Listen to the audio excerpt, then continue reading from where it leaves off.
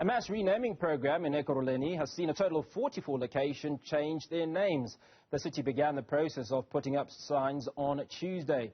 Gillooly's Interchange, for instance, will be named after late anti-apartheid rights lawyer George Bizos. On the other hand, Ekurhuleni has failed to collect refuse in the Kempton Park area, resulting in a build-up of refuse. And disgruntled waste collectors have accused the municipality of going back on a contract meant to create jobs in the region. To discuss matters of service delivery, we're joined by Phakamile Mbengashe, spokesperson for the Ekurhuleni mayor. Mr. Mbengashe, good morning. Great to speak to you. 44 name changes. That's quite a number. Good morning, Hugo. Good morning to your viewers. Yes, it's quite a big number, but we feel that it's quite an important project that we have to embark on. As you stated, this project started about 2 years ago, and it was part and parcel of the ANC's manifesto to say that we want to decolonize some parts of the city and make it more inclusive to include some of the heroes that built the city and stand for humanity and social justice. And what was the process in coming up with the 44 specific names? So like you already know, is that local government is a highly legislated environment. So we went and embarked on a process of public participation. That started on the 5th of March in 2019. The notice was advertised in local and national newspapers. Furthermore, we went to public meetings across 3 regions in Ekurhuleni. Also, we had a public participation platform at our customer care centers, our libraries, and our clinics. So people were involved in submitting names and also accepting and rejecting some of those names. Now, I assume that this didn't come cheaply. What was the cost of the exercise? As of today, we have spent about 175,000 Rand. The total budget for the project is about 300,000. There are other costs that are involved in terms of SANROL and stuff, but we haven't received a report from them about how much they are going to spend in terms of the physical name changes. But from our side as a city, the budget is 300,000 Rand. Now, you're spending 300,000 Rand on name changes when there are calls or there's been an outcry around service delivery. Is this the right time to be making the name changes, and is this the right priority? Look, you will know that government is broken up into various departments, and each department, they have their own budget and their own priorities.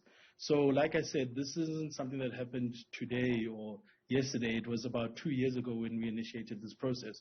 And in terms of service delivery, it really is a moving target. I mean, things happen, and we've spent a lot of money and resources on building up our infrastructure so that we can build better services. Just to give you a few examples, during the 5-year term, we've built 29 reservoirs.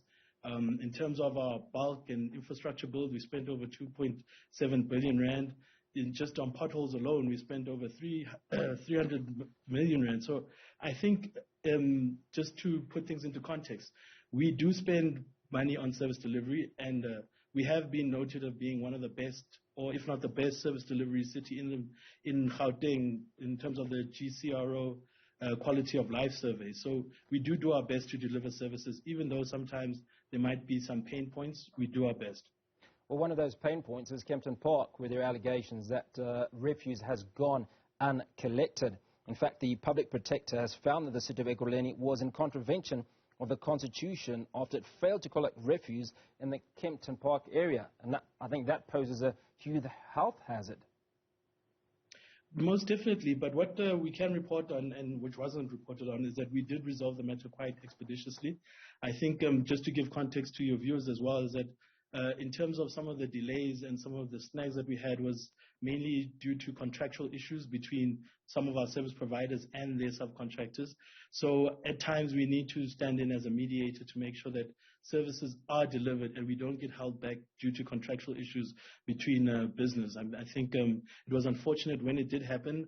I think the mayor was on record just talking to the public and apologizing for some of the delays, but we have gotten back to work. Now, one of the issues that seems to remain a sore point is that of disgruntled waste collectors in Ekurhuleni who were contracted in an ambitious 1.2 billion Rand project. Walk us through what's transpired with those waste collectors. Like I just said now, I think there was an article that was published and the city had responded to it.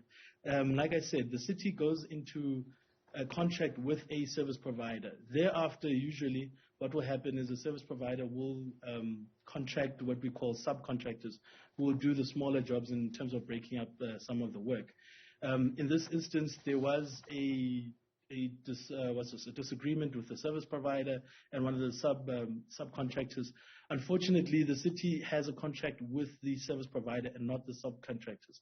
Like I said, the executive mayor has been very hands-on in trying to resolve some of these issues, but at the same time, we know that we don't get involved in business transactions. As a city, our mandate is service delivery. But when service delivery is disturbed, we need to step in and say, guys, can you please sort out your issues so people can get their services? It was quite unfortunate.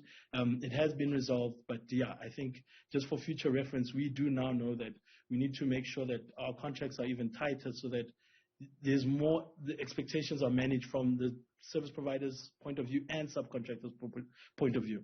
Mr. Mbengashe, talk us through what the problem was and what the resolution eventually came out. Look, I have the details next to me. I think I don't want to go on because it's quite a lengthy one. Please but feel like free to summarize. Yeah, like I said, there was a service provider who was contracted by the city, was supposed to deliver a service. Then they contracted a subcontractor under their contract. Now, there was disagreements between payments and monies to the subcontractor, not to the service provider that we were contracted with. So this created disturbances in delivering the services. Like I said, we don't really get involved in the contracting of subcontractors because we can't be the player, the referee, and government. We have to play our role, which is delivering services to people and making sure that they do happen. So that process of making sure would be holding the service provider to account. Most definitely. And like I said, I mean, in any environment, whether it's public service, whether it's business, you do get into altercations and contractual altercations. In this context, it was a payment altercation with the subcontractor, and we tried our best in order to make this be resolved as quickly as possible. What I'm not getting is what was the resolution, and what is the penalty, if any, has been meted out to the contractor? Look, in terms of penalties, what we focus on is getting the service delivered. I mean, from our side, if we spend money, we have to make sure that there's value for money and the service is delivered. Furthermore, from that, what tends to happen is if the service is not delivered, you go into a process of cancelling a contract. This hasn't happened on this instance because usually when you cancel a contract, there's legal fees involved and it gets strained out, and which causes even more delay to the services that are required by the citizens. So like I'm saying is that this is one in a few examples of where there was an altercation between the service provider and what you call a subcontractor. But on the whole, we've been trying our best to improve waste management. I know there was a time where there was snags, but most of these issues are contractual, and I think we've learned from our mistakes, and we're going to do better moving forward. Now, it is reported that a group of community contractors had allegedly been underpaid. 2.6 million rand is the amount that we've been reading, and their mentor had allegedly been overpaid by 7.6 million for what has been described as fictitious invoices. Have these amounts been reversed? Are these amounts correct?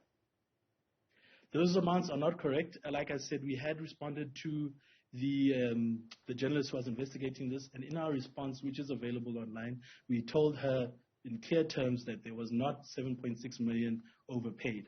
Now, in terms of the underpayment, like I've been saying all along, is that there are differences and conflicts between service providers and their subcontractors.